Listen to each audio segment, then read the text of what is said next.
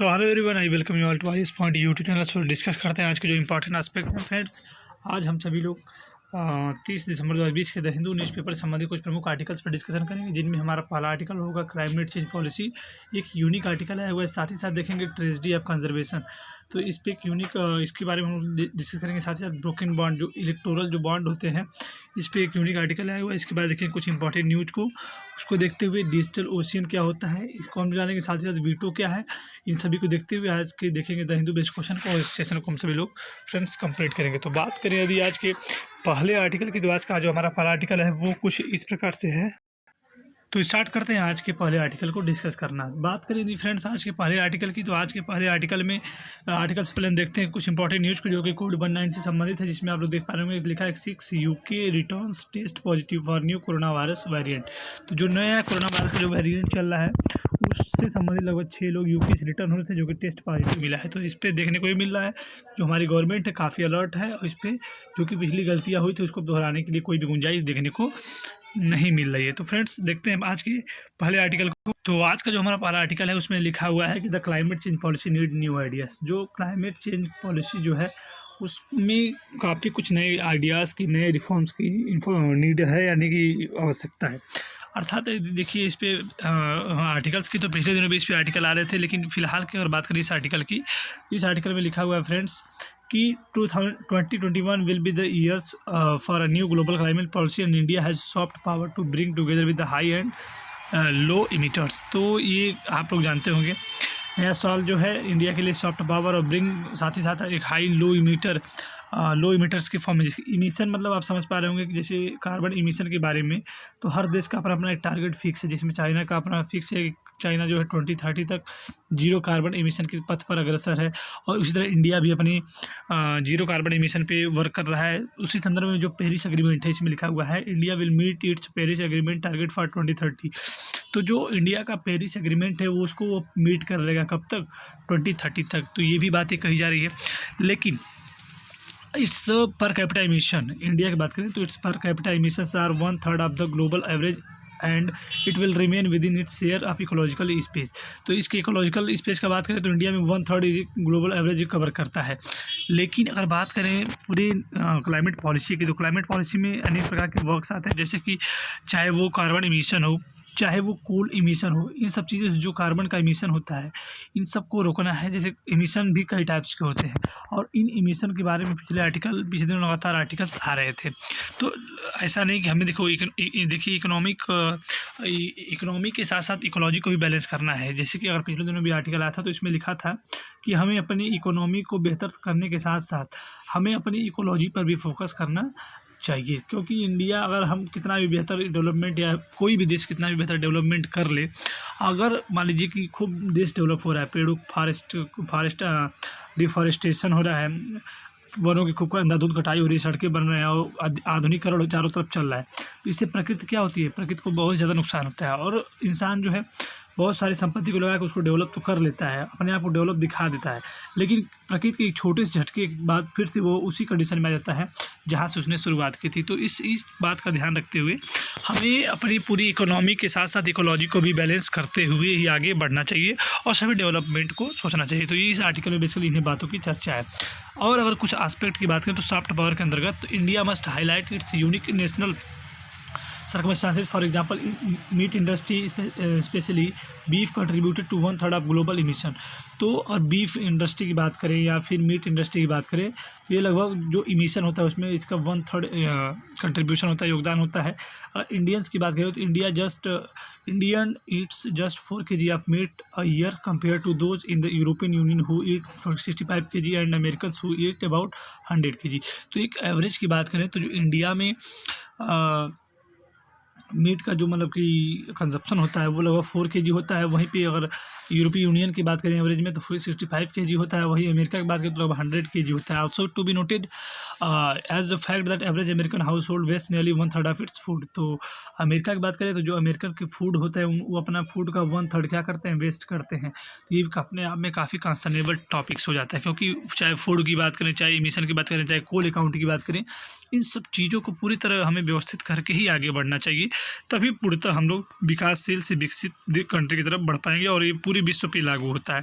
तो इन्हीं सब बातों की चर्चा इस पूरे आर्टिकल में फ्रेंड्स देखने को मिल जाती है। बात करें यदि नेक्स्ट आर्टिकल की, तो इसमें लिखा हुआ है the broken bond of democracy. तो डेमोक्रेसी में ब्रोकन बॉन्ड क्या है? इलेक्टोरल बॉन्ड होता है।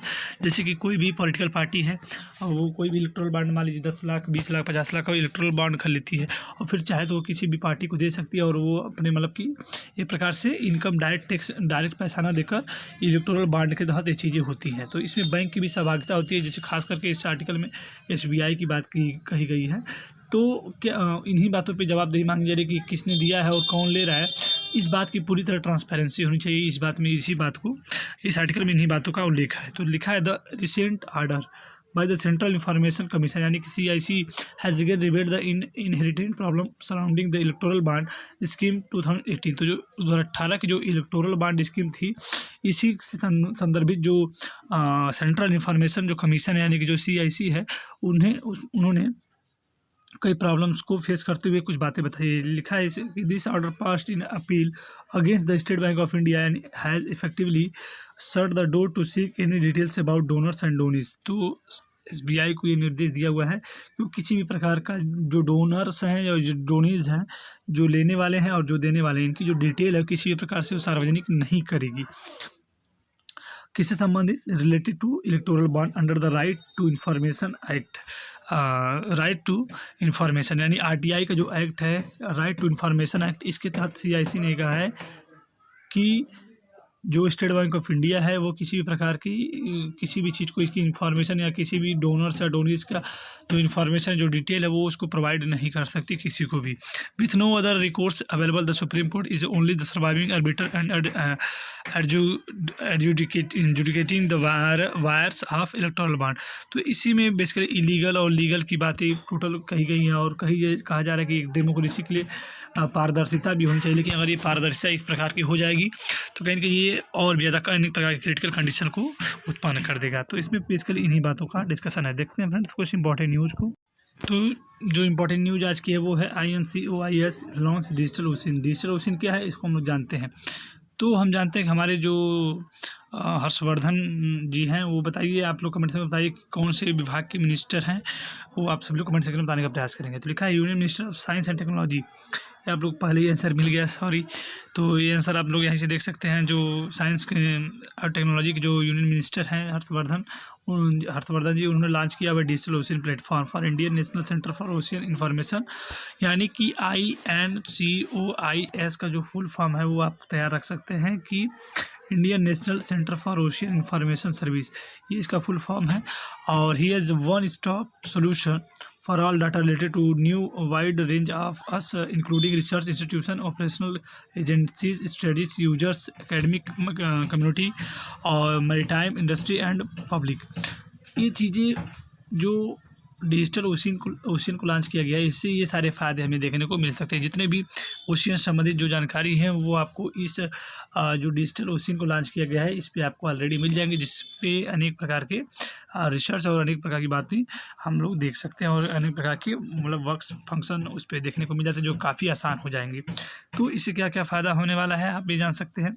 इस पर जो है जो डाटा है किससे संबंधित, wide range of users including research institution, operational agencies, study users, academic community और मैरीटाइम इंडस्ट्री, इन सब चीज़ों से संबंधित और पब्लिक संबंधित जो भी जानकारी है, जो डाटा है, इस पर सुरक्षित रहेंगे इंडियन डिजिटल ओशियन संबंधित। देखते हैं नेक्स्ट आर्टिकल में आप देख पा रहे होंगे लिखा हुआ है कि NIA file chargesheet against 5 NSCN-IM, यानी कि NSCN-IM क्या है आप लोग जानते होंगे। नागालैंड में एक संगठन है जो ग्रेट नागालैंड की डिमांड करता है और इस पर बेसिक पिछले दिनों भी आर्टिकल आए थे जिस पे हम लोग फुल डिस्कशन इसका कर चुके हैं, इसकी बेसिक हिस्ट्री को जान चुके हैं। तो उसी के 5 मेंबर्स पे जो NIA है, नेशनल इन्वेस्टिगेशन एजेंसी, उन्होंने क्या किया है, चार्जशीट क्या की है, फाइल कर दी है उनके अगेंस्ट में।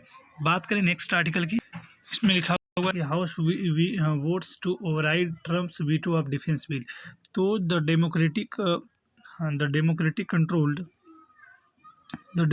democratic controlled house voted overwhelming to override President Donald Trump's veto of the defense bill setting the stage for the what would be the first veto override of his presidency.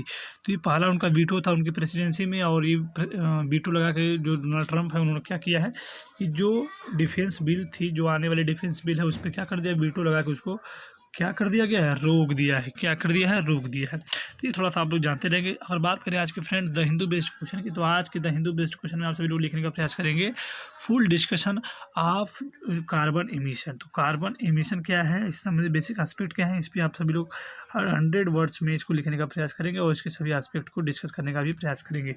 तो आज के इसी तरह में इतना ही, अगले दिन फिर मिलेंगे, तब तक बाय बाय, नमस्कार, टेक केयर।